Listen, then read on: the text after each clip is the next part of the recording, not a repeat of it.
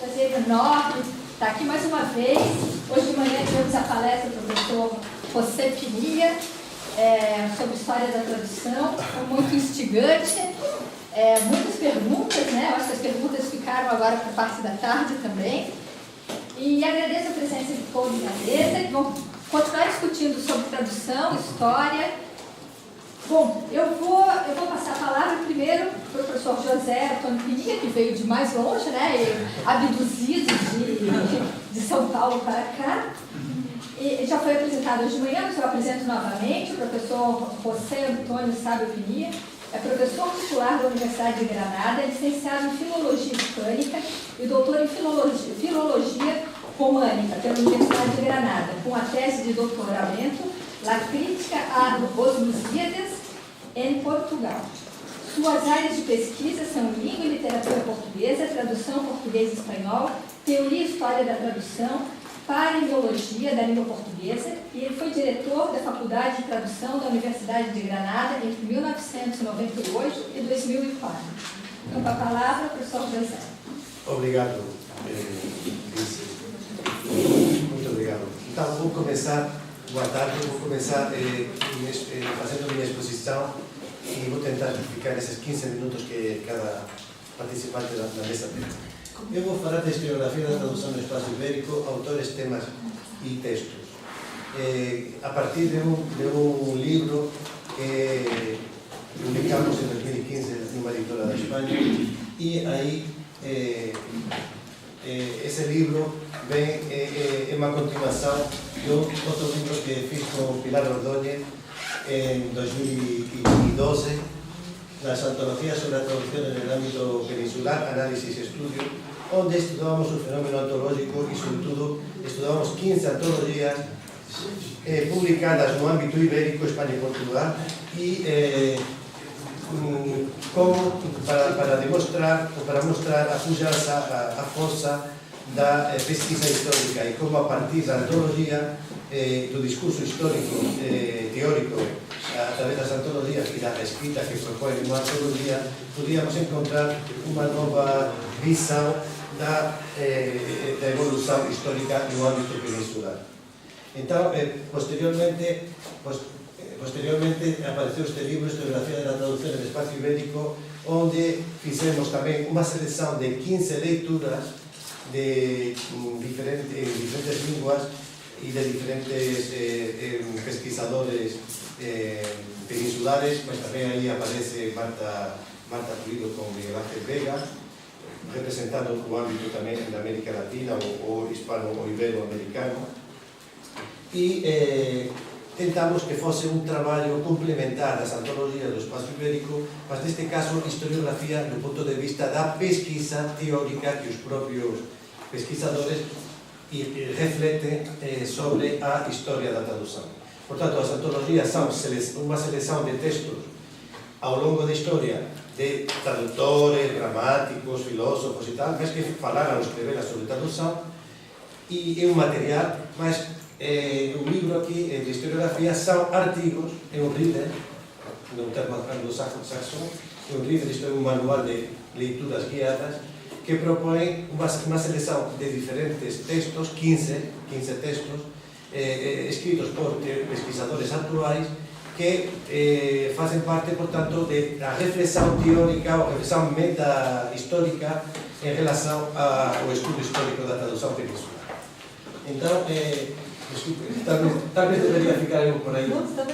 Entón, o concepto de reader implica un maior aparello explicativo, unha selección de textos contemporáneos que costuma presentarse íntegramente e menor número.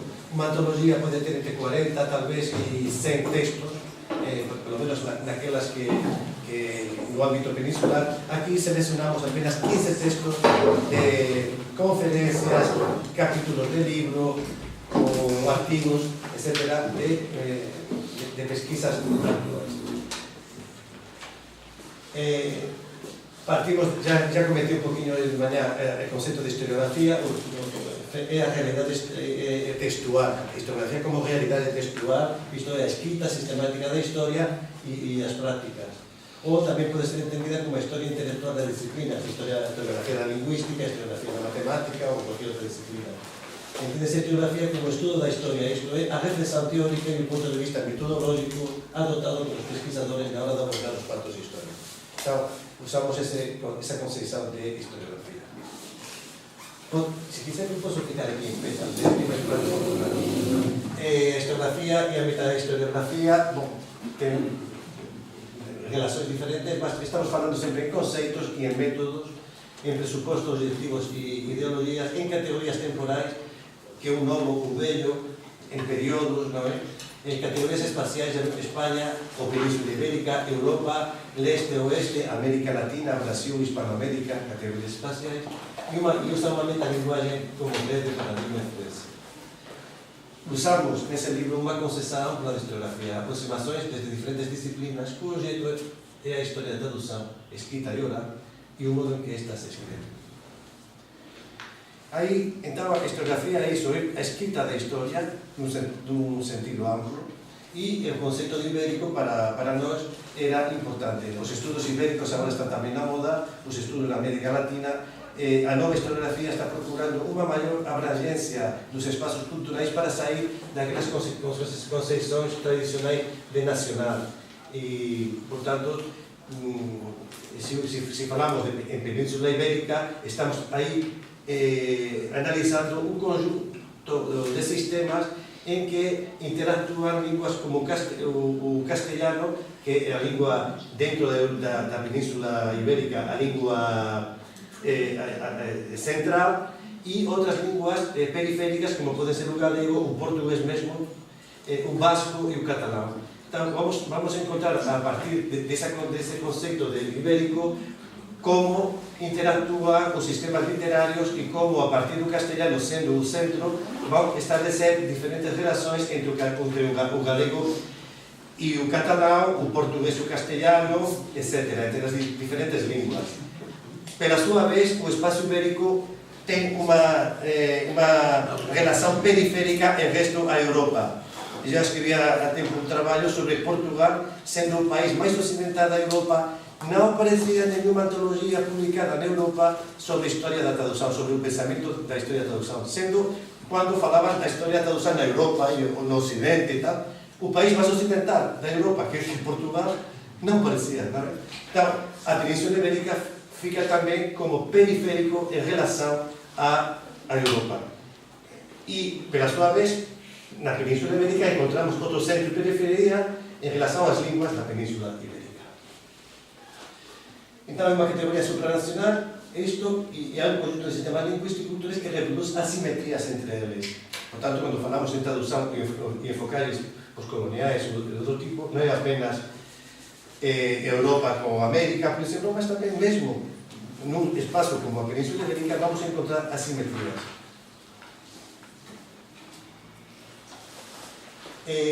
O libro foi organizado en 3 blocos, un bloco, 4 textos para os estudos filológicos, literarios e literatura comparada, 5 para os estudos historiográficos propiamente ditos, aí está representada tamén nesa sección a profesora con Marta con o profesor Miguel Vega, e os estudos ideológicos e postcoloniais con 6 textos. Por tanto, son 15 lecturas escritas por 19 autores nesa selección que a gente fez, Pilar e eu, porque nós fomos os autores desse traballo, outros profesores ou pesquisadores terían feito outra selección, outras escollas, mas como todo traballo antológico, é o antólogo que faz a selección.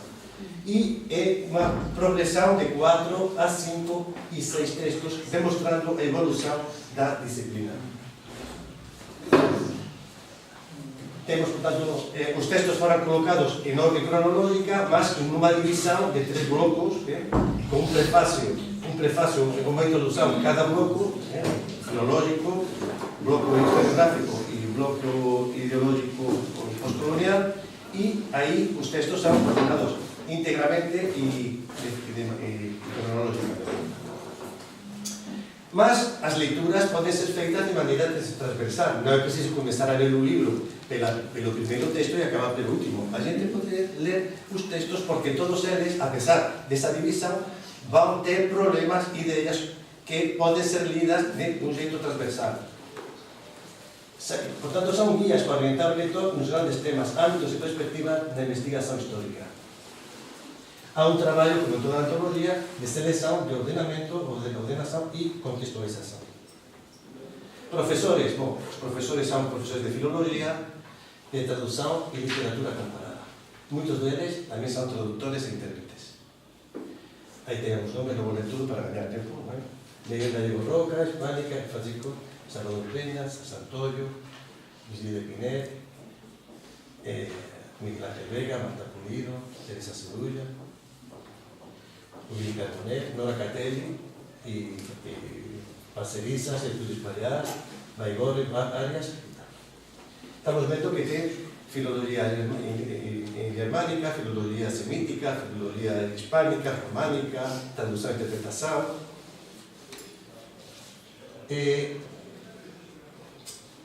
Quais são, então, os temas que acontecem aí? Logicamente, são temas que têm a ver com a cultura, com as línguas e as literaturas. Porque os pesquisadores fazem parte dessas disciplinas.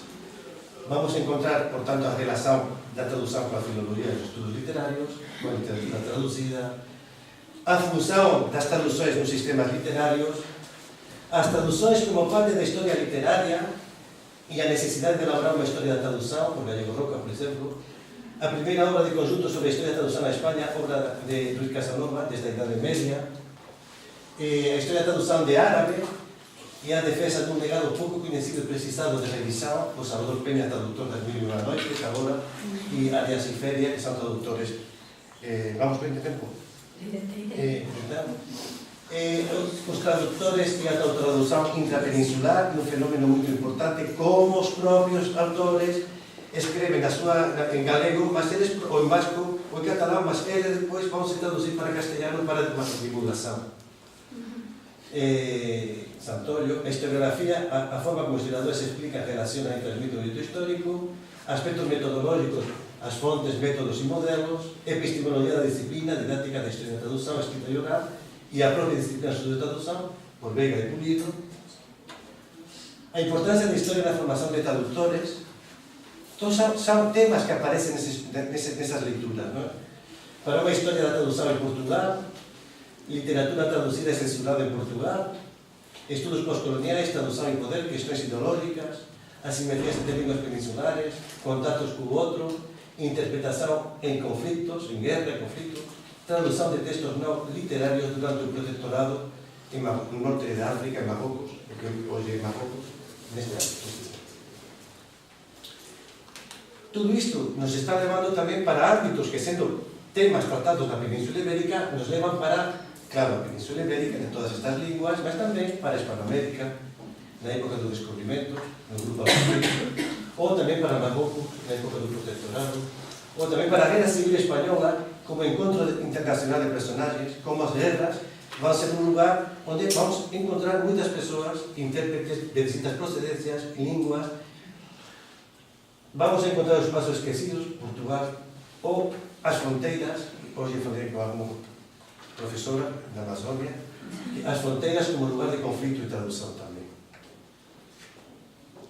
E tamén vamos a encontrar un conjunto de disciplinas demostrando ou mostrando, máis unha vez, o carácter interdisciplinar da tradução. Unha coisa que a gente sabe, mas aquí fica nestes estudos ben clara que temos ese carácter disciplinar, temos a teoría do polisistema, temos os estudos descriptivos da tradução, temos enfoques sociológicos, temos a literatura comparada, temos a historia literaria, temos tamén a filosofía de constructivista, da reconstrução en diferentes ámbitos, en mesmo postcolonial, a historia e o concepto de microhistoria tamén.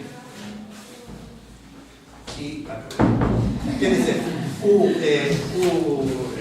libro tenta mostrar, portanto, a partir de unha serie de leituras, a complexidade da pesquisa histórica no ámbito peninsular, tomando como base unha serie de leituras en diferentes linguas e procurando que os textos consigan unha conversa, posan interactuar entre eles. Para iso, adoptamos o formato de reader, o antológico, e con esa estructura que comenté. Depois podemos colocar un pouco, falar algunhas questões. E vou deixar tempo para os colegas poderem falar. Muito obrigado.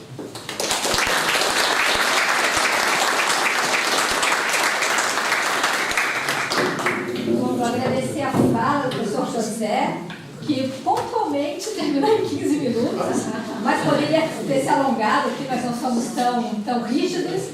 E eu queria agradecer demais também a presença do professor Silvio Marcos de Souza Corrêa, aqui da Faculdade de História, e só a professora Marta mesmo, que vem da Colômbia, para fazer todas essas ligações com professores daqui, né? E o professor Silvio, com certeza, dialogará muito aqui conosco na PGET. Nós abrimos pela primeira vez vagas para as ações afirmativas, vagas para candidatos negros e índios. Próximo edital abriremos para quilombolas também. Então, acho que entender a pesquisa do senhor Silvio sobre a África, então, entender essa história da África, entender a África, vai ser fundamental para a gente doravante na PGET. Então, com certeza, vamos vê-lo muito aqui conosco, né? Bom, o professor Silvio é historiador, formado pela Universidade Federal do Rio Grande do Sul. De 1995 a 1999, fez doutorado na Faculdade de Filosofia e Ciências Humanas da Westfälische Wilhelms-Universität de Münster, Alemanha. Em 2005, realizou estágio pós-doutoral no Instituto National de la Recherche Scientifique, em Quebec. É professor adjunto do Departamento de História da Universidade Federal de Santa Catarina e professor permanente do Programa de Pós-Graduação em História da mesma universidade. Suas áreas de concentração são História da África, História Moderna e Contemporânea. Suas pesquisas atuais têm como tema geral o colonialismo na África, especialmente nos territórios sob domínio colonial alemão. Então, passo a palavra. Em primeiro lugar, agradecer o convite. É um prazer estar aqui à mesa com os demais colegas. E quando me foi feito o convite, eu tive então uma motivação de vir compartilhar com vocês uma curiosidade que eu sempre tive em relação à famosa carta do Pero Vaz de Caminha. Mas o que eu gostaria de mostrar nessa carta é um problema de tradução, que assim eu vejo. Então, por isso que eu chamei de encontro e desencontro de 1500, e já num artigo chamado A História de um Erro de Tradução, o Adam Bass ressalta que esses verbos, em alemão, no caso, transferir, übertragen, ou traduzir, übersetzen, podem ser sinônimos. E isso, para o historiador, é importante porque a gente acaba fazendo isso na história, ou seja, a gente transporta, né, de certa forma, ao fazer uma tradução do passado para o presente. O que a gente tenta fazer, o historiador é um tradutor nesse sentido, porque a gente busca explicar aos nossos coetâneos como foi outrora. Tem esse esforço, esse intento de tentar, através dessa operação historiográfica, mostrar como se vivia antes, diferente de hoje. E isso passa por um processo que a gente chama de estranhamento. Freud chamava isso de Entfremdung. Então, a gente usa também o termo alienação, mas é um estranhamento necessário para a gente entender também como foi diferente. E é o próprio Freud que trabalha com a linguagem, né, quando ele faz a tradução dos sonhos, digamos assim, ou a interpretação dos sonhos, melhor dizendo, e ele faz uma relação com os hieróglifos. Né? Então, como seria uma linguagem hermética, essa dos sonhos, e como conseguir interpretar. E o passado é um pouco isso, um pouco esse hieróglifo que a gente se esforça em decodificar.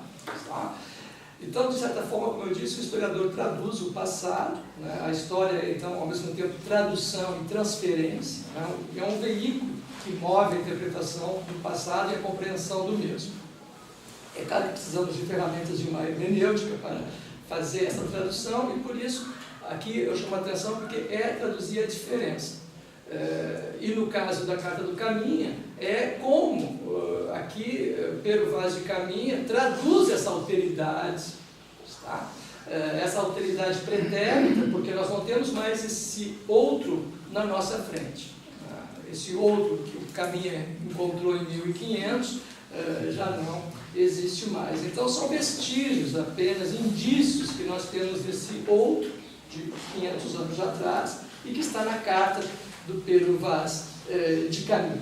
Né? Então essa alteridade pretérita ela deixa sim alguns rastros, né? e é como hieróglifos. Então esses rastros devem ser transformados numa linguagem compreensível para o presente. Né? O Derrida, que vocês, né, trabalham, conhecem muito melhor que eu, ele fala da tradução como transformação. Né? E um exemplo é esse, quer dizer, esse outro, essa alteridade, já na tradução ela é transformada, ela vira índio, essa alteridade. Até hoje chamamos índio. Isso é efeito da tradução. Não se sabia quem era esse outro, e ele vai ser chamado de índio. Tá? E mais, ele vai ser também transformado em pagão.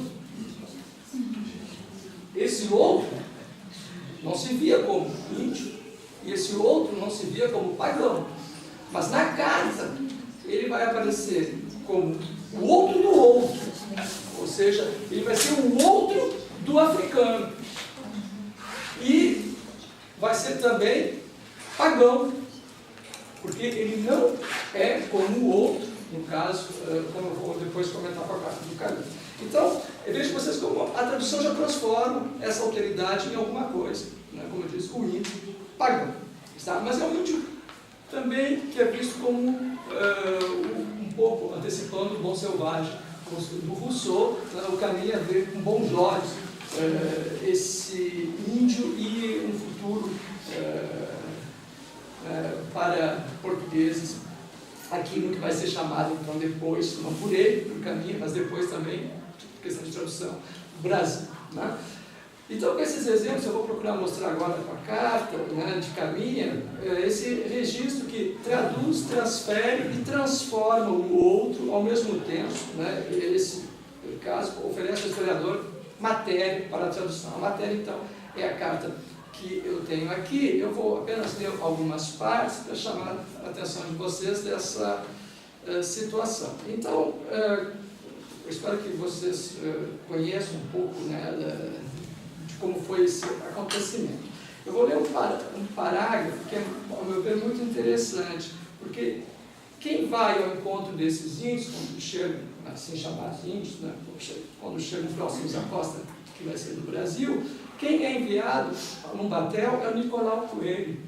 Nicolau Coelho já tinha estado em África, ele estava, né, capitão de uma das 3 naus com Vasco da Gama, inclusive. Tá? Lembrando vocês que os portugueses já estão na África subsaariana, na costa, há mais de 50 anos, ou quase 50 anos, quando eles chegam na costa brasileira. Então, são 4 décadas, quase 5 décadas, de experiência de contato com os africanos. Eu quero mostrar para vocês agora como essa tradução passa por essa experiência africana, ou está vazada por essa experiência africana. O Nicolau Coelho, então, vai ao encontro desses índios, e ele diz assim, ó, ele começou de ir para lá e acudiram pela praia homens, né, e ele vai dizer, eram pardos. O Caminha está escrevendo para o Dom Manuel. O Caminha diz, eram pardos. Ou seja, na impossibilidade de se comunicar verbalmente, vai entrar agora uma tradução de gestos e como ele traduz também a aparência. E ele diz, então, eram pardos, indica o que é o rei Dom Manuel, que não são negros, como eles estão acostumados na região da Guiné. E diz, todos nus. Na Guiné, lembrando a vocês, já entre os mandingas e outros, já tem roupas de algodão que estão nos registros, como por exemplo do Alves Cadramosco e tantos outros cronistas, Pedro de Cinto e outros que lá estiveram já antes. Mas ele diz mais, ele diz que o Nicolau Coelho, né, lhes faz sinal, e vejam vocês que o Nicolau Coelho então interage com esse outro já com toda a experiência que ele já tem em África. Depois eles vão falar ainda da parte física, né, e ele diz o seguinte, que também eu acho que é interessante para a gente ver como se dá esse contato. O Caminha não fala em que língua eles tentaram se comunicar com os indígenas, né, com os chamados indígenas, tá? Mas ele vai depois dizer o seguinte, quando eles sobem ao navio do Pedro Álvares Cabral, e é lá que ele vai dizer que as suas vergonhas não eram fanadas. Porque caminha, diz ao rei Dom Manuel, que os dois índios que então vieram com Nicolau Coelho tinham as vergonhas que não eram fanadas. Ou seja, qual é o interesse que ele tem pela genitália dos índios? E por que dizer isso ao rei? Olha, é uma questão de tradução, talvez. Ou seja, ele está traduzindo ao rei, em outras palavras, se as vergonhas não eram fanadas, eles não eram circuncisados. Ou seja, eles não eram judeus, eles não eram muçulmanos. Assim eles são. Não são nem judeus, nem muçulmanos. Isso é um bom sinal, digamos assim, para o rei Dom Manuel. Eles, quando sobem, eles dão vinho. Os índios bebem o vinho e cospem. Ele escreve isso. Eles dão pão. Nunca. Então, se nós nunca terem visto pão. Ora, isso significa o quê? Que eles não fazem a comunhão. Eles não conhecem a Eucaristia. Então, são esses exemplos de tentar traduzir os gestos dos índios, as reações dos índios, dos assim chamados índios, para que se possa dizer, não são cristãos, não conhecem a Eucaristia, não conhecem nem pão nem vinho, e tampouco são muçulmanos ou judeus, já que suas vergonhas não eram fanadas. E por fim, o Nicolau Coelho, então, não me estender também no tempo, o Nicolau Coelho diz, o Caminha fala para o Nicolau Coelho, eu vou só ler o parágrafo, diz assim, alguns vinham, alguns índios então, e outros iam.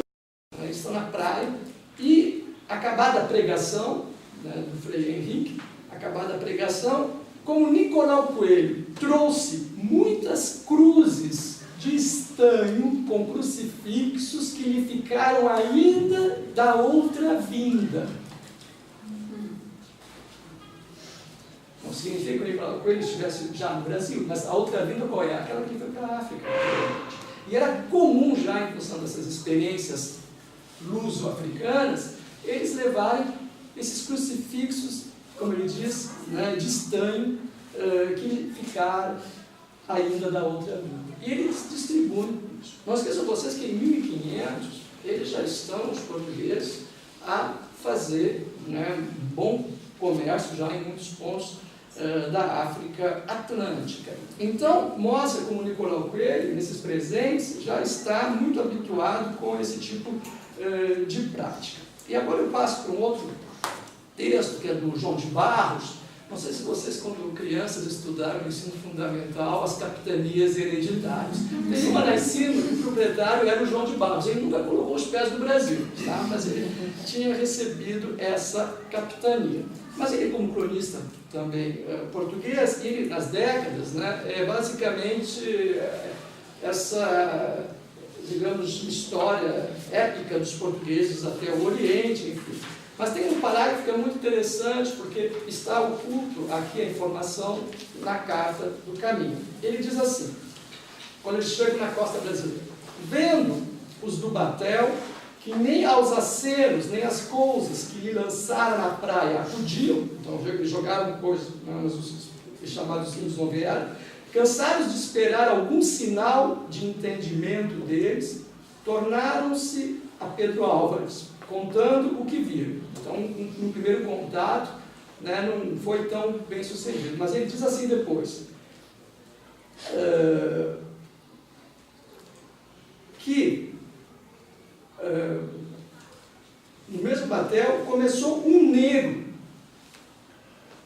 No mesmo batel começou um negro, grumete, falar a língua de Guiné. E outros que sabiam algumas palavras do arábico. Ora, o que acontece então? Eles estão na costa brasileira, não sabem que é ainda terra firme, pensam que é uma ilha no Atlântico, como conheciam já no Cabo Verde, e um grumete negro tenta se comunicar com esse outro numa língua da Guiné. E, não tendo efeito, outros falando o arábico. Aí, mais uma vez, esse mundo ibérico, onde o árabe é, nesse período, né, uma das línguas faladas. Seria algum grumete do Marrocos?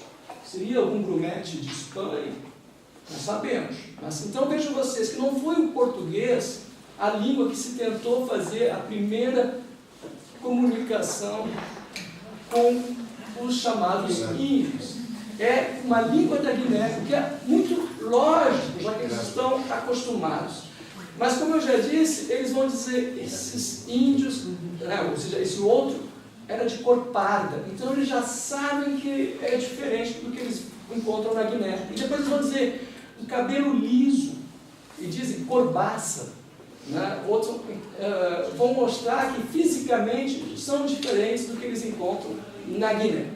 Tá? E depois vão tentar, como eu disse, falar em árabe. Não esqueçam vocês que a carta que o Pedro Álvares Cabral está levando para o Samurim de Calicut, não esqueçam vocês que o caminho dele, a missão diplomática é chegar na Índia de novo, a carta é em árabe, que era a língua franca. Já com Vasco da Gama eles já sabiam disso, que era a língua franca dos mares do Índio. Tá? Então, eu não quero me estender em função do tempo, acho que aqui fica um pouco, somente aqui alguns indícios, né, do que eu queria mostrar para vocês, dessa necessidade no momento de fazer a tradução, e que o próprio Carinha começa já a tentar traduzir esse mundo, né, uma forma de tentar conhecer essa realidade com a qual ele se depara, e na falta de comunicação verbal, na falta deles poderem conhecer. E veja aqui então a importância já do intérprete, né, do língua ou do turgimão, porque eles já têm na frota de Cabral, sem contar, não falei ainda, do Gaspar da Gama, que também já tinha, foi batizado, tinha vindo o Pedro Álvares Cabral, que estava também na frota do Cabral, e outros já que tinham um grande domínio, né, de línguas que se falavam, né, nesse período da expansão marítima. Então a experiência africana ela aparece e ela vai ser muito importante nesses primeiros contatos. Isso não impede que a tradução, como eu já disse, transforma o outro, né, em índio pagão. Tá?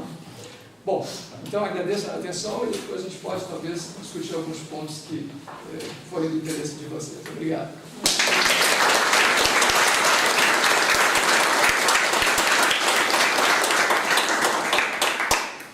Obrigada, Silvio. Olha, esse primeiro contato foi ótimo, vale uma carta, e com certeza virasse muito para cá para conversar com a gente. Bom, agora eu trago o pessoal aqui da FEGET, de casa já, e eu queria agradecer a Liliane Vargas Garcia, vou começar contigo, por estar aqui hoje. E eu vou apresentar a Liliane, para quem não conhece, né, possui graduação em Letras, Língua Portuguesa pela Universidade Federal de Santa Catarina, graduação em Letras, Francês pela Universidade Federal de Santa Catarina, mestrado no Programa de Pós-Graduação em Literatura, também pela Universidade Federal de Santa Catarina, e graduação em Empresas e Atividades Turísticas, Escola Vox de Turismo de Madrid, e atuando principalmente nas seguintes áreas: crítica literária, turismo e tradução. Então, passo a palavra para a Liliane. Obrigada. Bom, primeiro agradecer a Marta pela oportunidade de poder dividir com vocês aqui parte das reflexões que eu estou trabalhando na minha tradução, na minha tese, sobre o livro de Khalil de Miná. Bom, esse livro é uma tradução medieval castelhana, de uma tradução árabe, de uma composição tradutória persa sobre um texto indiano. Não aleatoriamente, a origem do texto atualiza o termo para a tradução em sânscrito, que é anuvá, e significa dizer depois ou outra vez, repetindo como glosa, reiterando, explanando algo já dito. O percurso dessa tradução se assume como uma realização alegórica da concepção do texto como um tecido de citações saídas dos 1000 focos da cultura, das quais nenhuma é original. Uma aproximação genealógica da primitiva tradução do Kitab Kalila Watimna mostra como esta narrativa carrega uma história de deslocamentos que favoreceram as apropriações, as fixações e o estabelecimento do modus operandi do narrar oriental. Eu trouxe um slide para mostrar para vocês é um slide parcial da história da tradução do Kalila Watimna. A gente vê que ele tem a composição Pelé, essa que está em vermelho. Ela é feita em 550 e está baseada, remete aos relatos do Pancatantra e do Mahabharata indiano e é uma lenda budista de Ganda Pradyota. Ele é uma refração do sânscrito, né, que é traduzida ao árabe em 750 por Ibn al-Muqaffa. E essa tradução árabe ela é a responsável pela disseminação do texto em diversos sistemas literários, né? Essa tradução árabe ela foi diretamente do árabe, ela recebe a primeira tradução em língua vernácula no castelhano em 1851, que também deriva em outras traduções que eu não estou enxergando daqui, não sei qual é o nome, mas talvez o que interesse seria pensar nessa de 1851, que é com a qual eu trabalho. Depois ela recebe uma hebraica do Rabi Joel, que essa sim derivou para várias outras traduções, como a italiana, da italiana foi para a inglesa, da alemã foi para a dinamarquesa, da dinamarquesa foi para a islandesa, quer dizer, tem traduções ao turco, ao grego, e a gente vê os séculos, são 900, 1400, 1300, 1500, e ao português ela recebe a primeira tradução em 2005. Bom, não caberia ali no espaço colocar o restante das traduções em traduções ao russo. Enfim, é um texto cuja crítica é enorme, né? E essa quantidade de traduções, obviamente, gera muitas diferenças em manuscritos, né? E além dessas diferenças em manuscritos, também houveram transmissões orais do Kalila Watimna, que também afetaram outros sistemas literários, no caso do Bocage, né, como de Cameron, enfim. Mas, enfim, o que é o Kalila, né? Então, o Kalila, a narrativa do Kalila, ela se desenvolve em forma de diálogos entre animais. Aliás, o nome Kalila Watimna corresponde a 2 chacais, que dão título ao livro, aves, macacos, etc., e também entre pessoas. Mercadores, reis, filósofos, camponeses, que vão insertando narrativas para apresentar, em chave alegórica, como desenvolver a habilidade para dominar Arthur e Nietzsche. Como impulso à verdade, mesmo que oculta por detrás das dissimulações. Então, na realidade, esse é o conceito de Arthur e Nietzsche, né? Uma coisa seria a formação, outra o entendimento e o outro o discernimento. O domínio de Arthur e Nietzsche não é o objetivo que dispara o que se considera no Kalila a composição dos tratados sobre a conduta para a formação de príncipes. A aquisição do conhecimento não é somente informação, Arthur, mas sobretudo uma compreensão da realidade que vai fundamentar e motivar a ação. Essa é a base argumentativa para desenvolver habilidades sobre entendimento e astúcia. Eu trouxe só um exemplo para vocês verem quando eu falo dessas narrativas insertadas, né? Mas toda a estrutura do texto eu deixei em letra maiúscula, porque ele vai sempre remetendo a um exemplo que ele já viu anteriormente, a narração de um outro fato e no exemplo seguinte. Então a narrativa vai sendo encaixada uma dentro da outra, né? Bom, eu gostaria de falar também, pela questão da tradução, dessa circulação cultural, a origem que deu, a língua que deu origem a esse manual político foi o Prelerta. Mas caem algumas considerações sobre eles que são interessantes. Como língua arquética da primeira tradução árabe do Kalila Watimna, pertence ao ramo das línguas indo-iranianas. O Pelar está associado ao aramaico. utilizado como língua intermediária pelos escribas persas para fixar documentos relacionados ao Império. Tornou-se a principal língua do Império Assírio e apresentava um sistema de escrita com 22 letras. Após a queda do Império Assírio, o aramaico continua a ser utilizado como principal instrumento de comunicação entre etnias, tanto para registros orais quanto para escritos. Primeiro na Nova Babilônia e depois nos Impérios Médio e Aquemênida. Após a queda do Império Aquemênida, permanece sendo utilizado, embora vá gradativamente cedendo espaço à escrita sassânida e à escrita religiosa em Pelevi ou em persa médio zoroastriano, como nas comunidades persas e indianas, de onde provém a tradução do Khalil de Minan. Essas escritas se fixaram sobre o alfabeto de origem aramaica, de modo que os grafemas anteriormente. Essas escritas se fixaram sobre o alfabeto de origem aramaica, de modo que os grafemas quase aramaicos eram mascarados por palavras do Pelevi, intercaladas com escritas fonéticas persas, com elementos de gramática puramente persas, associados às palavras quase aramaicas. Assim se formou o vernáculo.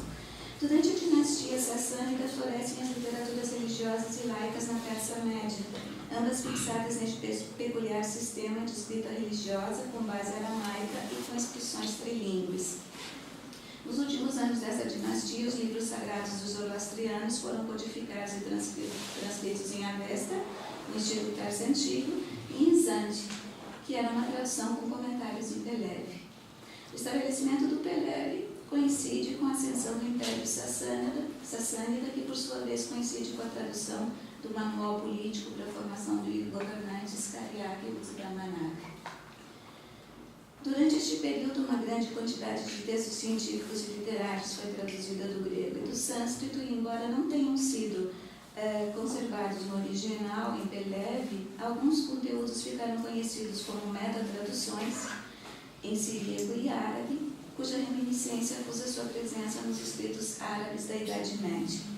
E aqui a gente reencontra o nosso objeto, Khalil de Minan, resquício do trabalho tradutório do persa convertido em Nabokov, que antes professava o zoroastrismo como religião, e foi considerado um dos melhores estilistas de sua época, embora seu refinamento tenha sido definido como fácil e limitado. Essas breves considerações servem à crítica como análise das implicações do papel da tradução em uma dimensão histórica, recuperando o diálogo através do movimento tradutório que ressignifica a circulação cultural do aramaico entre Índia e Pérsia como contextura e base para a fixação do Pelevi, língua do primitivo texto Kariáquicos da Manac, que, embora perdido original, foi reconstituído também pela tradução de fragmentos textuais tibetanos, siríacos, indianos e árabes, condição que ilustra o papel fundamental da tradução como pervivência textual para translate estude, que é o que faz hoje a versão castelhana para a fixação dos textos árabes. Né? Se utiliza a versão castelhana para poder fixar textos árabes, para dar a proximidade que existe, a transliteração, e é perigoso a gente falar, mas a fidelidade com que o texto castelhano traduz o árabe. Né? A condição de tradução da tradução do Kitab Khalil al-Adnan impossibilita, portanto, a condição de tradução da tradução, portanto, impossibilita uma relação direta com o conceito de obra original. Pensar no texto, mas permite, por outro lado, evitando a ideia de uma tradução que se fez original, pensar no texto-objeto como uma manifestação concreta da tradução em si e por si. Esse texto é só tradução, não existe original.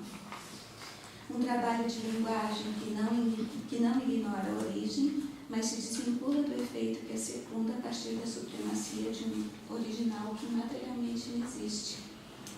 Nesse sentido, a tradução se assume como um movimento de deslocamento de sentidos e disseminação através da linguagem. E partindo dessa ideia, observam-se novas formas de expressão, discursivas e formais, que se constituíram e fundaram, tanto em árabe quanto em castelhano, a escrita em prosa literária. Galilei de Minar, uma composição de relatos breves, figura como o primeiro contato estabelecido pela língua castelhana com a narrativa verossimilhante, se é aquela concebida que concebe a utilização da linguagem como artefato simbólico, como representação. Essa condição chama a leitura a considerar esta tradução como prototexto literário castelhano e, ao mesmo tempo, matizar alguns elementos de sua constituição ficcional, arrastados pela tradução do modo de narrar oriental. Galilei de Minar, com sua estrutura episódica, apresenta narrativas intercaladas em prosa, engendradas umas nas outras para construir uma unidade no bloco narrativo. Embora possua valor individual, os relatos estão inseridos em uma estrutura que encadeia e unifica a narrativa, que vai expondo e reafirmando sua intencionalidade intertextualmente. Pese a essa estrutura, Galileu é comumente identificado como um fabulário, ou um conjunto de apólogos. Classificações que seguiram distintas assimilações nos distintos sistemas literários. Na realidade, não se faz muita diferença entre o apólogo e a fábula. Na França se diz de uma forma, na Espanha outra, no Brasil de outra forma. São diversas abordagens. No entanto, Garcia Gualda, em seu artigo sobre a fábula exálpica, infere que a narrativa fabulística procede da literatura mesopotâmica, penetra na tradição helênica com Hesíodo em O Falcão e o Rouxinol e também chega à Índia referendada por escrito desde o século III. Os textos de base do Galileu de Minar foram produzidos também no século II a.C., mais ou menos por aí. De modo que ambas tradições helênicas e indianas confluíram na Europa medieval. A consideração deste percurso permite retomar o ponto de contato entre Oriente e Ocidente a partir da entrada no sistema literário, por meio da tradução, de um estilo narrativo oriental já condensado.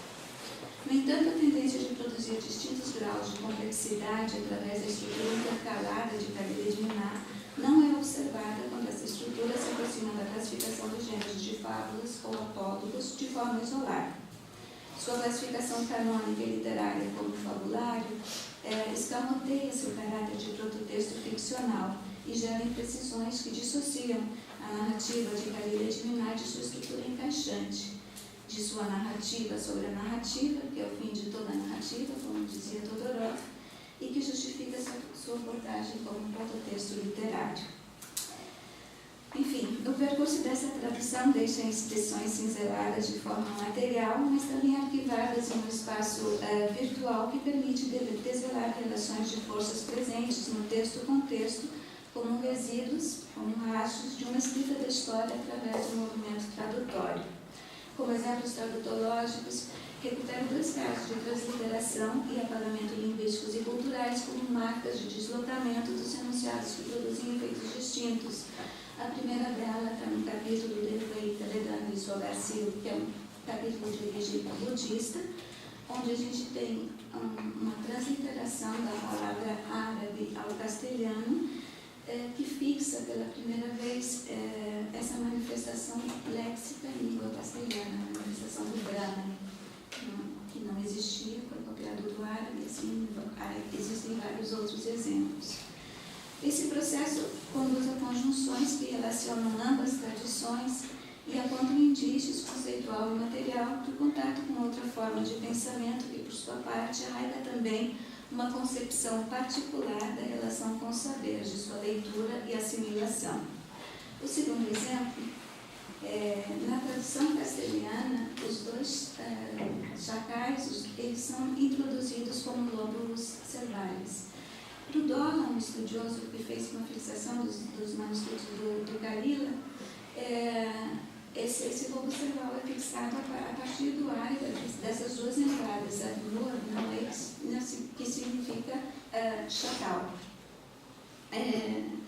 No entanto, se a gente pega um pouco a referência do contexto histórico dos tradutores daquele momento da corte de Afonso X, esse livro foi encomendado por Alfonso ainda em frente, existem outros trabalhos do Afonso que recuperam de novo o lobo cerval.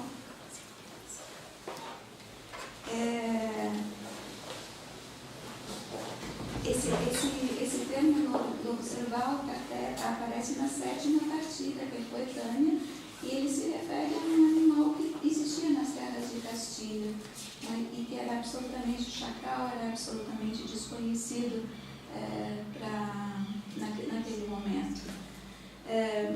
Esse exemplo do chacal eu tirei porque eu acho que ele é um exemplo que ele pode ser visto pelo reverso. Quer dizer, você pode olhar, pode pensar na tradução por aquilo que ela escamoteia, por aquilo que ela esconde. O chacal aparece no texto na língua castelhana referendado na primeira vez em 1786.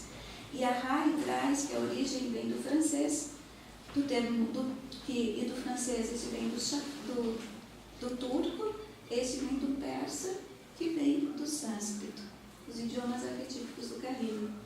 Estou finalizando, os verbetes retomam e escrevem a definição de uma espécie que buscava se trasladar no século XIII, o chacal, habitante das regiões da Ásia e África, sem equivalência nas terras de Castilha, portanto apagado pela tradução castelhana. Bom, sem pretensões definitivas, eu concluo destacando que a tradução recupera a escrita da história como predicado da leitura de um sujeito também histórico, que lê, escreve e traduz, atravessado pela significância da linguagem.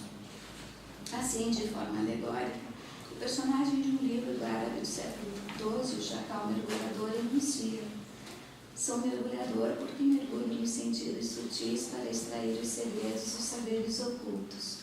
Este sentido alegado pelo chacal, tramado na leitura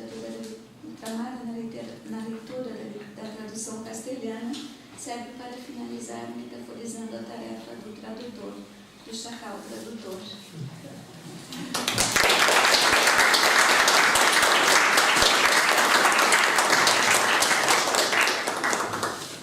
Obrigada, Liliane. É uma mesa bem variada, né? Eu agradeço a Marta que organizou a mesa e fez os convites. E aí aproveito para passar a palavra para a Marta. Primeiro as damas da PGET, depois...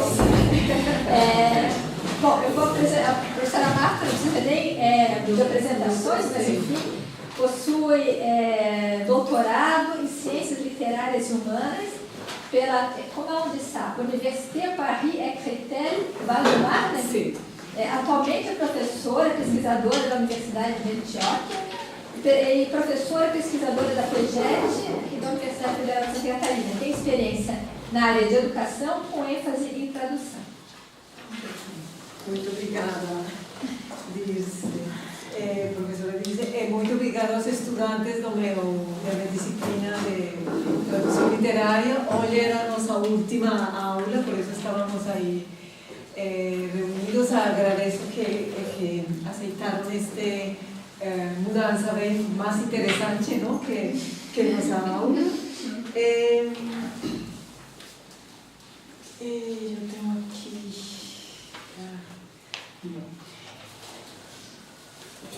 Vou falar muito bem curto sobre a pesquisa que levo fazendo em Brasil, que quando saí de Colômbia estava pesquisando sobre tradução em Colômbia na época colonial, chegando ao Brasil, claro, a tradução em Brasil, mas como estudar a história do Brasil, professor Sábio Pinilla, esta manhã falou de tantas aristas, tantas interdisciplinas também, não? Para um estrangeiro que chega aqui, tem muitas, não é fácil a abordagem.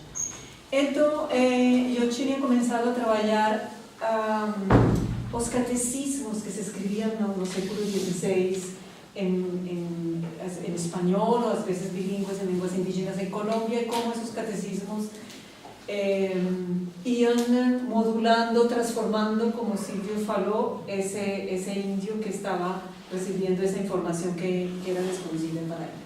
Então, eu comecei aqui, quando cheguei, comecei a estudar os viajantes religiosos também, não? Mas partindo de uma pergunta de Venuti. E a pergunta é muito simples: que coisa fazemos quando traduzimos? Que coisa fazemos quando analisamos traduções? E mais ainda quando analisamos traduções, por exemplo, do século XVI. Eu estudei estes 4 autores, André Tebet, que llegó a Brasil en 1555, ¿no? La carta de Pero Vaz de Caminha de 1500. Depois chegou André Teve en 1555, Jean Delery, que você também trabalha, ¿no, Silvio? En 1556, en el segundo intento de Francia por instalarse aquí, llegó Claude d'Abbeville en 1612, y después Yves de Fleury.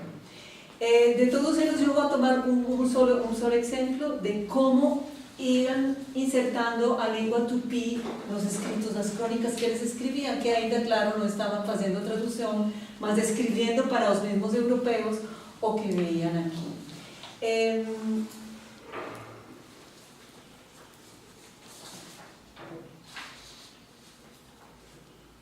Mas depois também me interessei por estes viajantes e cronistas também laicos. Então, o que uno consegue ver é a abordagem da linguagem e as intenções dos autores são completamente diferentes, não? Destes, temos Hans Staden, que quase todos vocês conhecem, estudam na escola, um alemão que estuvo em Brasil em 1548, depois em 1554, e escreve 2 viagens para o Brasil. Anthony Knivet, que é menos conhecido, que escreveu as aventuras incríveis de Anthony Knivet, que estuvo em meio de caníbales, sobretudo Anthony Knivet escreveu sus crónicas son una crítica contra los mismos portugueses. La obra de Hans Staden está dividida en 2 libros. En alemán tiene yo no sé si está ahí así, en alemán tiene un título bien complejo, en portugués fue traducido 2 viajes, ¿no? Como vocês Staden então não tinha uma preocupação evangelizadora e era prisioneiro, não? Staden estuvo muito tempo prisioneiro, então essa atitude dele e assim mesmo a linguagem é completamente diferente. Ele está muito perto dos indígenas, ele chega realmente a fazer amizade com eles, não? É muito diferente da situação dos missioneiros que chegavam com um sentido de autoridade e de imposição. Acho que isso não tem muita discussão. Mas quando analisei, vou falar sobretudo das crônicas de Knivet, porque as crônicas dos laicos representam uma mudança do ponto de vista, não? É um ponto de vista diferente que se leva para a Europa e que vai a mudar também a representação que se tem de esse outro que morava aqui. O europeu, que são tanto Hans Staden como Anthony Knivet, não se situa em uma hierarquia superior, nem pretende se situar, se encontram os dois em uma situação de submissão, de defesa e não de imposição.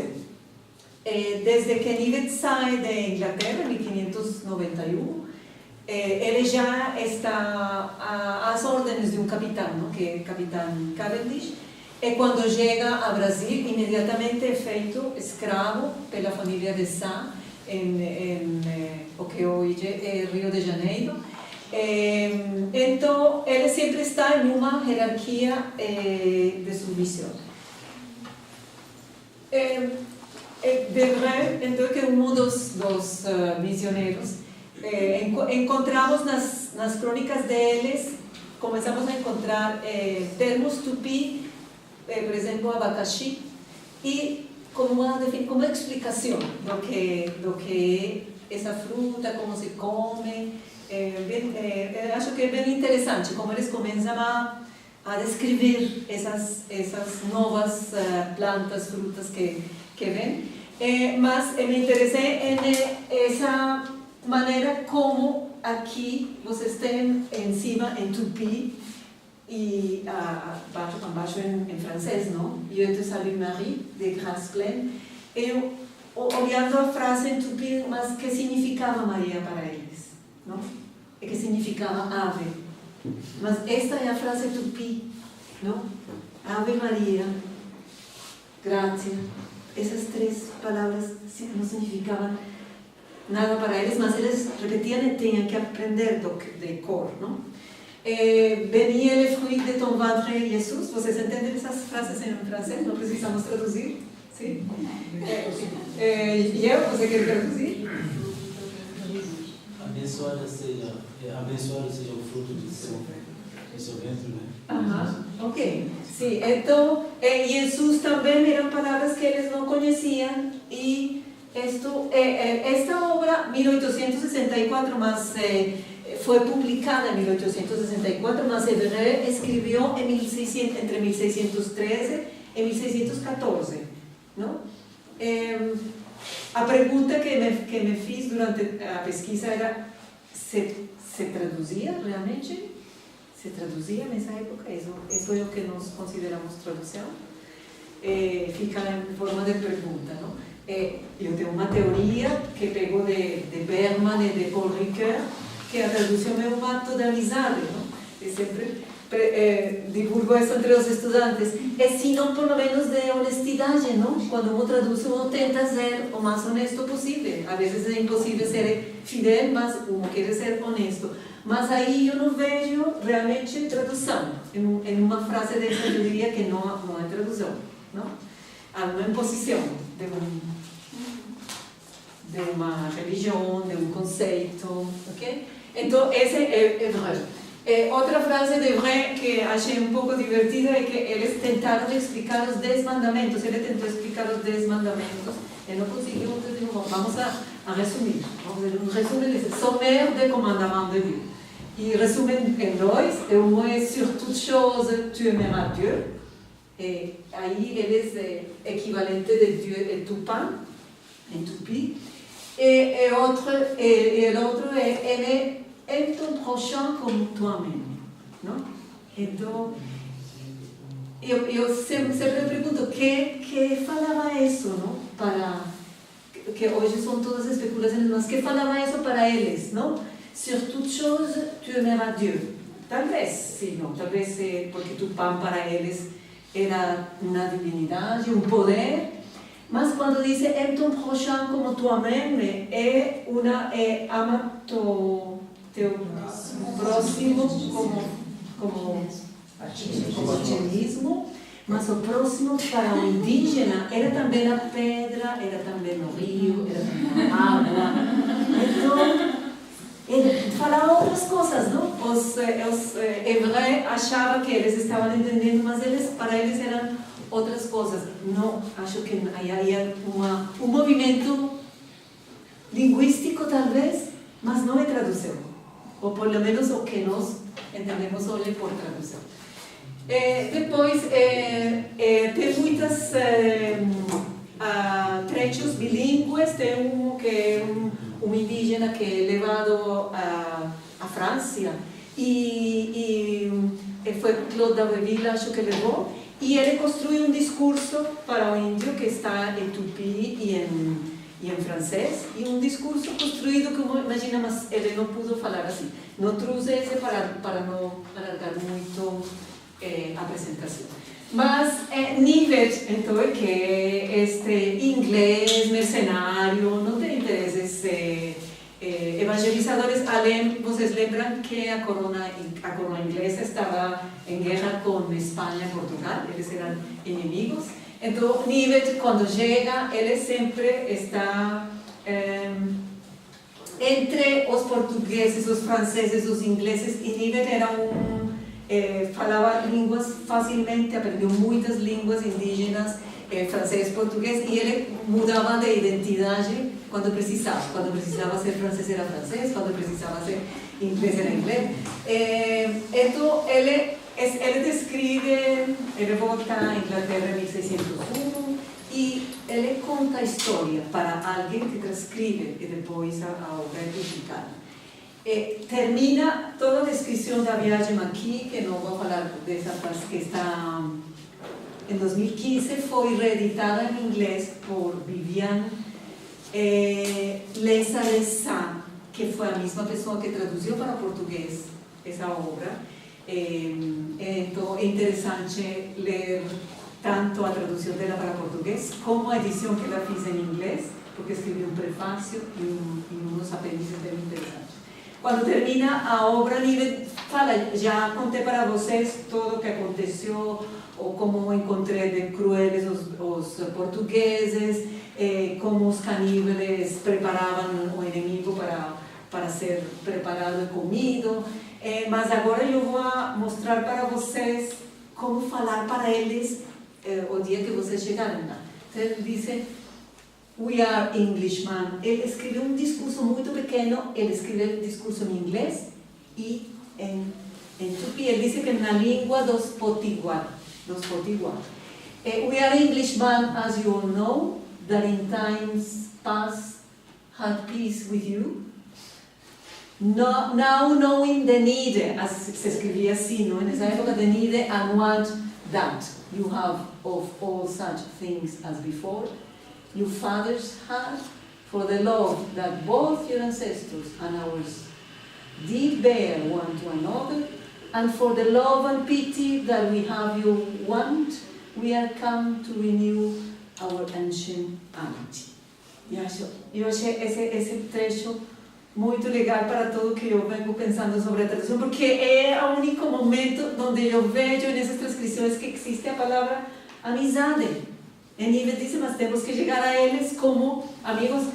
Era talvez também uma estratégia, não, para sobreviver, mas ele apresenta esse trecho como o trecho que o estrangeiro que chega a esta terra tem que apresentar para ser bem recebido. Não? Eu venho para você como amigo, não? Eu tenho um texto aqui em português. Somos ingleses que, como sabem, desde os tempos passados têm vivido em paz com vocês, porque os portugueses realmente foram muito fortes, muito violentos, escravizaram muito mais talvez que os ingleses.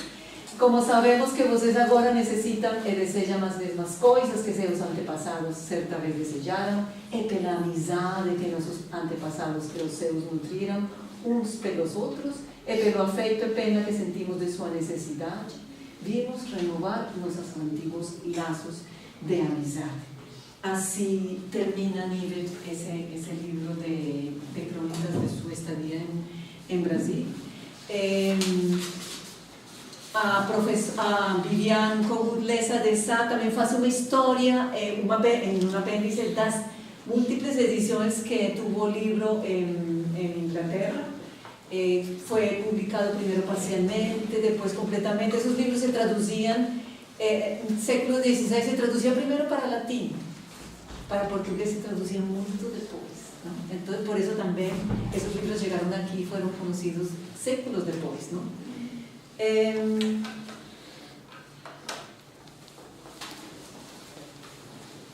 É um discurso, essa maneira de escrever os textos bilíngues também já estava em Léry, em Jean de Léry, e vocês sabem que os viajantes imitavam outros viajantes, não somente nos discursos, sino no vocabulário. Então há uma palavra que o professor Sérgio tem trabalhado, que é um personagem que é Jurupari, que quando chega Claude Abbeville, traduzem Jurupari, eles explicam o que é Jurupari, como atua, etc. Claro, é o diabo. E Jurupari imediatamente tem uma primeira tradução como diabo, e essa tradução seguiu. É a tradução que sempre os outros europeus pegaram, um e outro, e daí Jurupari ficou equivalente do diabo, que não é, não? Que não é. Então, en ese recorrido por esas lecturas, para mí encuentro que los misioneros desarrollaron, hicieron un trabajo importante, desenvolveram gramáticas depois, desenvolveram realmente dicionários, vocabulários, mas tinha uma intencionalidade, e vejo que nos relatos e a maneira como levaram a linguagem para a Europa, os viajantes laicos, foi uma maneira mais espontânea, um pouco mais limpa, diria, e talvez um pouco mais aproximada do que realmente éramos, não? Quando os missioneros levam para a Europa uma representação do que eles querem que nós sejamos, não? pequeno realmente. Mientras que Nietzsche Hans Staden describe de una manera a veces cruel, a veces más de eso, ¿no? O que éramos aquí, ¿no? Entonces yo siempre pienso que no somos una especie de representación creada, construida, y nos terminamos no convencidos completamente aceptando esa representación, ¿no? Y tal vez por eso América tiene unas contradicciones que a veces no nos comprendemos más, es una contradicción que tal vez origina una traducción, como falaba Silvia, ¿no? Eu deixo aqui a palavra para Sérgio. Muito obrigada.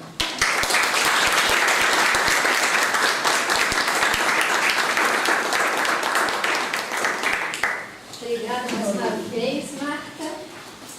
Então, agora, last but not least, Sérgio, também aqui da PEGET.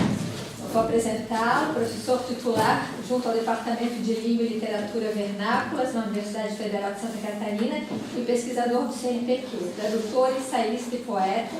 Como tradutor, verteu na íntegra para o português, com revisão técnica de Gordon Brotherston, Stanford University, a Cosmogonia Maia de Che Popol Vuh. Saiu pela Illuminures em 2017, uma reedição agora, e foi finalista do Prêmio Jabuti em 2008. Obrigada, Sérgio. Agradeço a Marta o convite, o espaço para falar aqui nesse momento. E para mim é uma forma de celebração, porque é a primeira vez que estou falando do Popol Vuh da audição, né, que saiu agora, há um mês atrás, em público. É a primeira vez que eu falo. Então, é como se fosse um lançamento para mim. O livro, quando foi traduzido, ele ficou na editora há 3 anos e meio para sair. Ele logo se esgotou, e ele demorou 10 anos para sair a segunda edição, né? Então eu tenho que comemorar essa data aqui, né? Isso traz para os estudos da tradução uma questão interessante, o que é a reedição das traduções e o que elas implicam em termos de alterações e mudanças. É algo que eu gostaria, daqui para frente, poder estudar. O que é reeditar uma tradução? O que é uma reimpressão, uma reedição, né, as modificações que se tornam necessárias, ou aquelas que o editor impõe, ou aquilo que você consegue negociar com o editor. Mas não é exatamente sobre isso que falarei agora, mas essa experiência é muito importante para todo tradutor ter um texto traduzido, reeditado, porque o meu primeiro livro que eu traduzi, o romance, eu resolvi, quando me propuseram a segunda edição, eu resolvi traduzir de novo. Eu me senti mais confortável, eu não quero reedição, eu quero uma nova edição, e está para sair, mas também está demorando. Então, essa postura nossa em relação à reedição, ou então esse momento que a gente não é mais dono, né, tem contratos que você não é mais dono, a reedição vai saindo por diferentes coleções, inclusive a gente sabe que o tradutor pede alterações, os editores não fazem. Né? Tem uma série de depoimentos, denúncias nesse sentido. Mas não é exatamente sobre isso que eu ia falar aqui, mas apenas vender o meu peixe. Então saiu a segunda edição que estava esgotada, que era muito procurada. E é uma edição bilíngue, traz um texto, vai a Quiché, né, um maia, um dialeto que era falado em Quiché, né, na página par, na página ímpar, a tradução para o português inverso.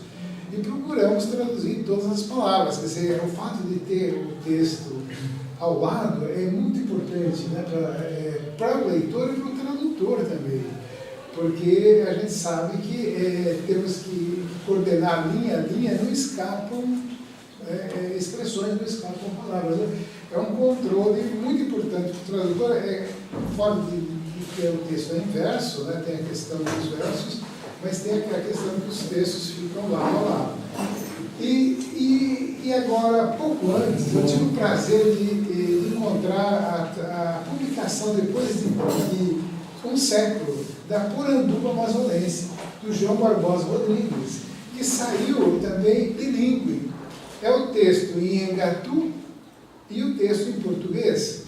Então, esse aqui é um clássico que todo brasileiro deveria ter na sua biblioteca, Poranduba Amazonense, saiu pela editora Varneiro de Manaus, uma belíssima edição, e onde fala de Urupari, Urupari, seus vários nomes, né, Macti, etc., e tem a língua geral, Engatu, e aí o português, e tenta uma tradução literal, interlinear, e depois uma tradução adaptada, né?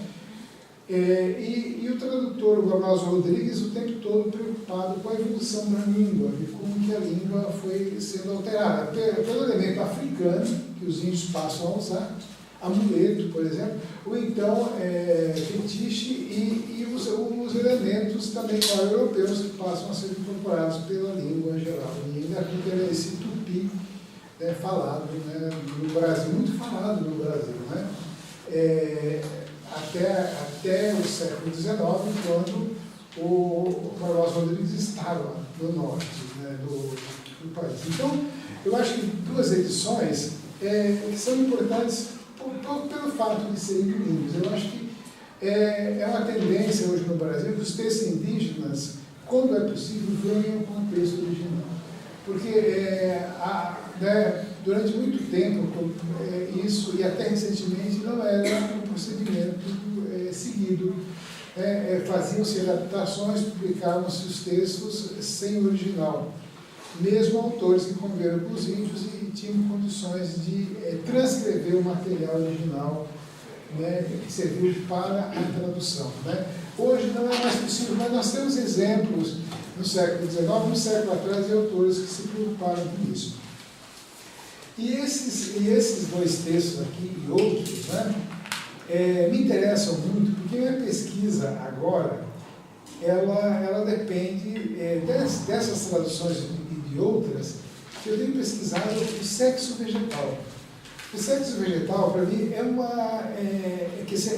conceito cada vez mais importante na filosofia, na ciência europeia e americana hoje, quando começam a surgir livros sobre a floresta que pensa, pensar como uma árvore, né?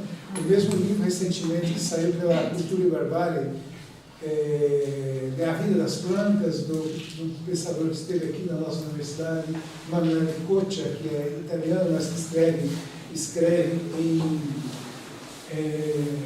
em francês, no caso desse livro, e onde vai colocar, né, a razão não é mais humana, né, é uma razão cósmica, e a flor como o símbolo da razão, né?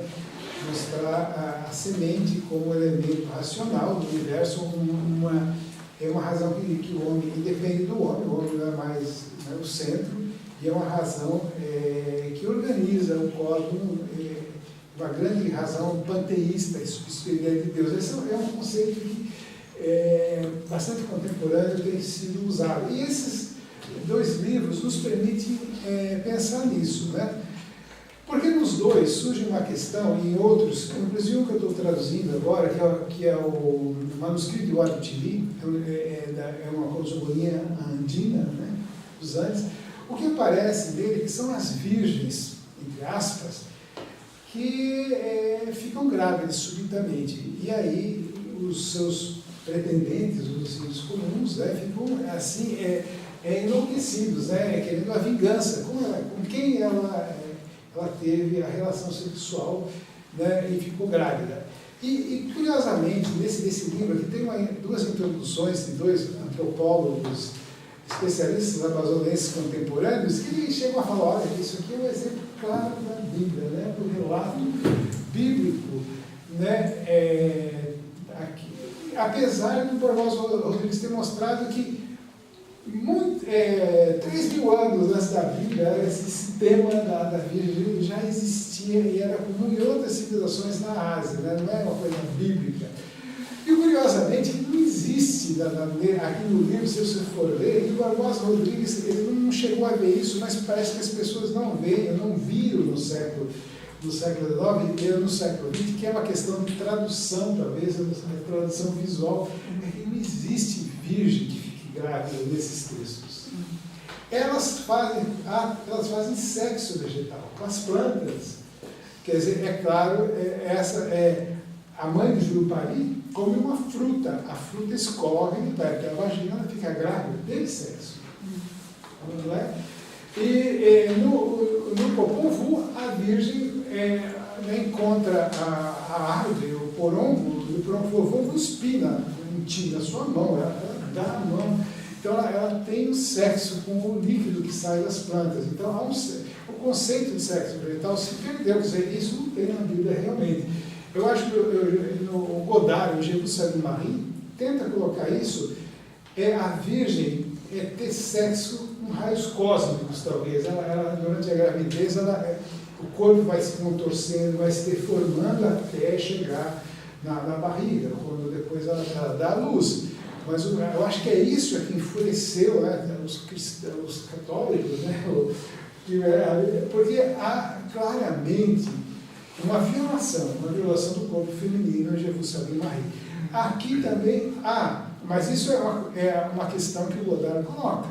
Eu não sei se na Bíblia, no Novo Testamento, o que se ensina teologicamente, né, sobre como que uma virgem fica grávida, mas claramente nos mitos indígenas tem sexo virgem.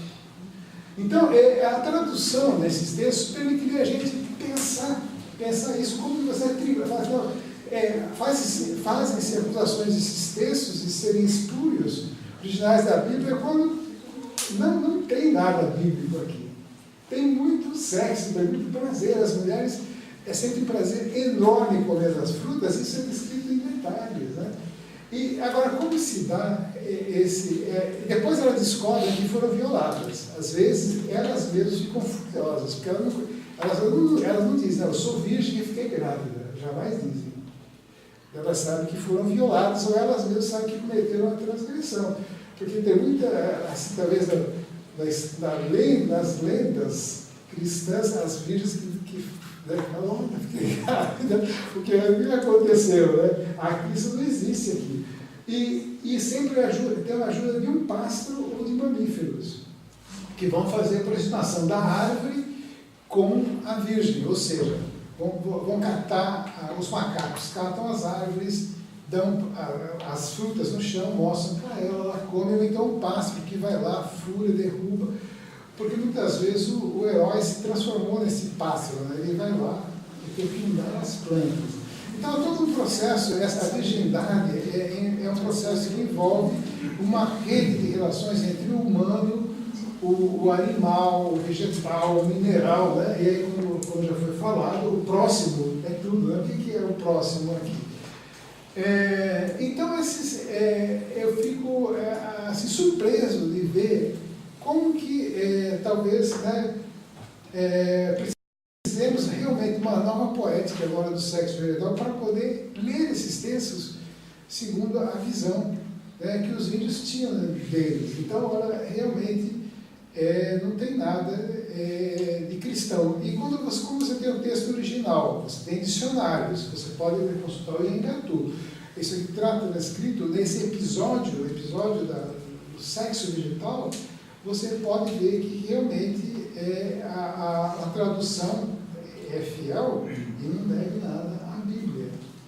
Então, eu acho que aqui é um caminho que esses dois trabalhos, essas duas traduções, meu trabalho que eu ouvi agora com o manuscrito de Argentina, em terceiro, né, que vai me permitir, nessas leituras, esses livros, né, repensar essa questão que é fundamental para mim e que tem a ver com uma nova percepção, né, da sexualidade também. Eu acho que não é só a razão.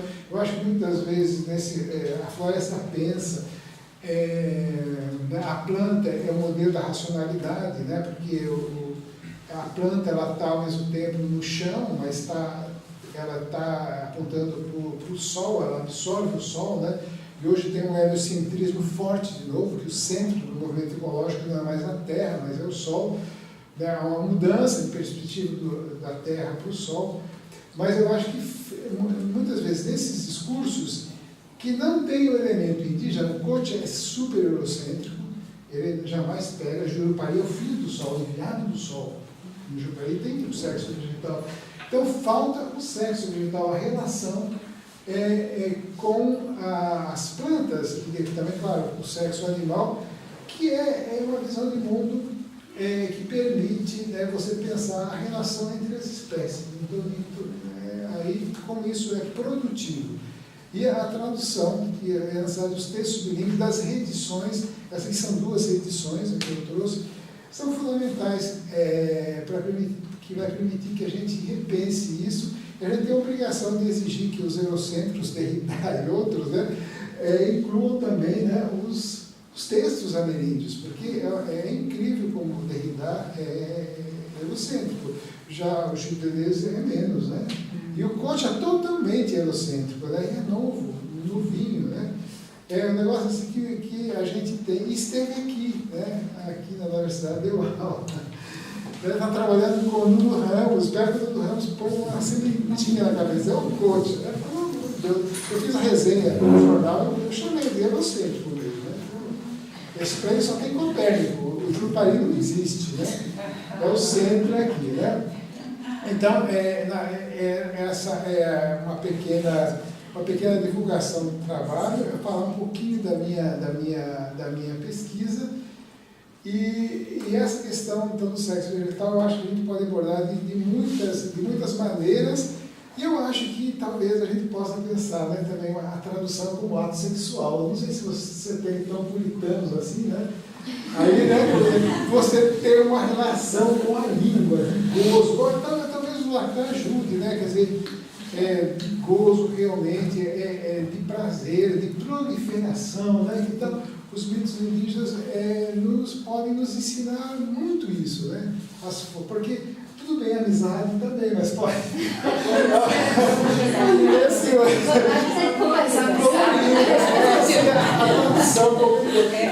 Em realidade é produtivo, não é? É produtivo. É produtivo. A gente estava tão bem nos mandamentos da... Eu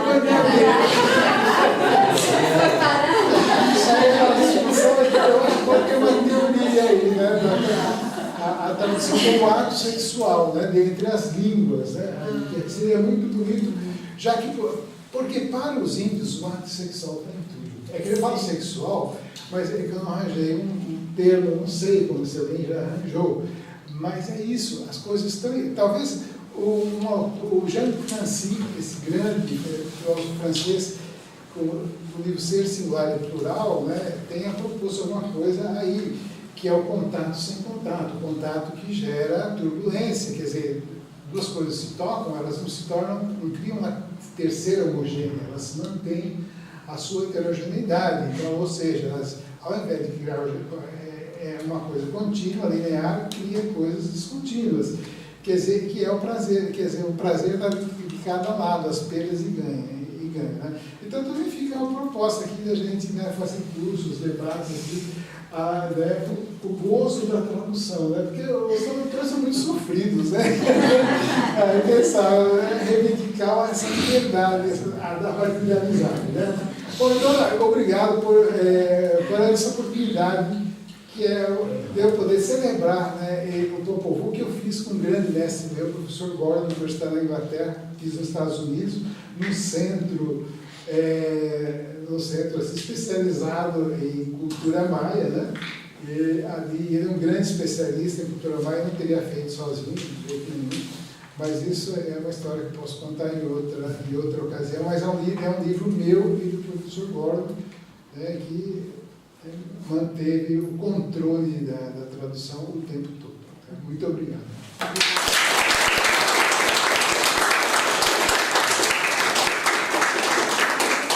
Agradecer então, Sérgio, passamos pelo índio não circuncidado, fomos até aos mandamentos bíblicos e acabamos no sexo mesmo, a tradução, o prazer da tradução.